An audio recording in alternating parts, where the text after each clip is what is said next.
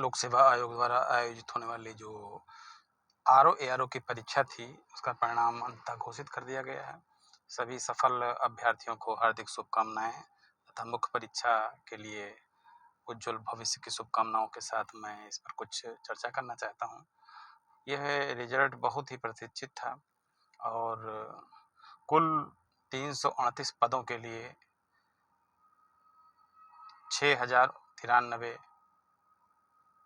लोग सफल घोषित किए गए हैं। इस परीक्षा में पहले जो प्रश्न पत्र आया था प्रारंभिक परीक्षा में, उससे हटके दोबारा जो परीक्षा हुई उसमें परंपरागत रूप से उसी तरीके के प्रश्न आए जैसे कि संभावना व्यक्त की जा रही थी। अब अभी प्रस्तावित है परीक्षा आपकी उत्तर प्रदेश लोक सेवा आयोग द्वारा जो है प्रारंभिक परीक्षा वर्ष 2025 की, तो उसको ध्यान में रखते हुए हम लोग पुराने प्रश्न पत्रों को भी देख रहे हैं, समसामयिक को भी देख रहे हैं तथा अपने व्यक्तिगत अनुभव के साथ जो आए हुए प्रश्न हैं उनको डिस्कस कर रहे हैं तथा ये संभावना देख रहे हैं कि कहाँ से प्रश्न आ सकते हैं। तो इसकी मुख्य परीक्षा के लिए भी कुछ लोगों ने मुझसे अनुरोध किया है कि अपने व्यक्तिगत अनुभव को साझा करें। तो आरओ एआरओ की मुख्य परीक्षा भी मैंने दी, उसमें सफलता नहीं प्राप्त हुई। उसका अलग कारण रहा है क्योंकि दोनों का पैटर्न थोड़ा सा अलग है। तो इसके संदर्भ में कुछ महत्वपूर्ण तथ्य और व्यक्तिगत अनुभव भी मैं अपने इस चैनल पे साझा करूँगा। और प्रारंभिक परीक्षा वर्ष 2025 की, जिसके लिए मैं अभी कुछ तथ्य प्रस्तुत कर रहा हूँ, उसको कंटिन्यू रखूँगा। उससे जुड़े हुए जितने भी महत्वपूर्ण सेक्शन हैं सबके ज्ञानवर्धक तथा उपयोगी चीज़ों को मैं समय निकाल कर इस पर प्रस्तुत करने का प्रयास करूँगा। एक चीज़ और महत्वपूर्ण है कि सफलता उन्हीं को मिलती है जो कि सतत प्रयास करते रहते हैं। असफलताओं को पहचान कर उनको दूर कर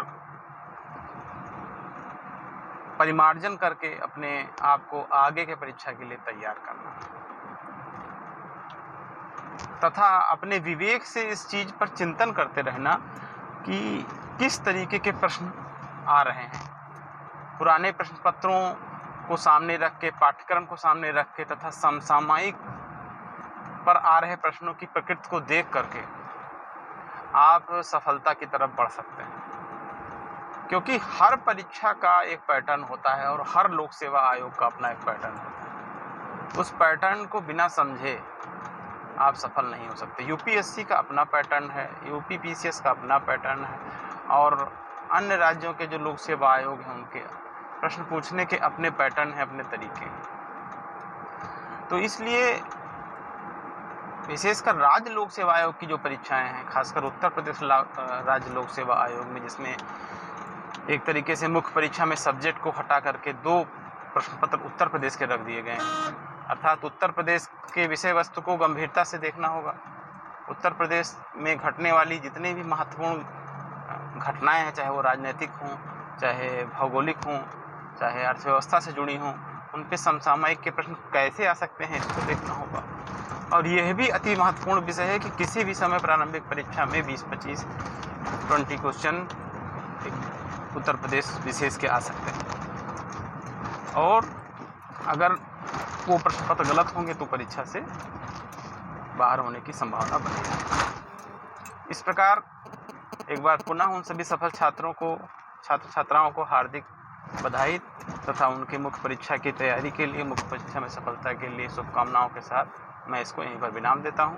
पुनः नए विषय पर अपने व्यक्तिगत अनुभव को लेकर मैं हाजिर हूँगा। नमस्कार।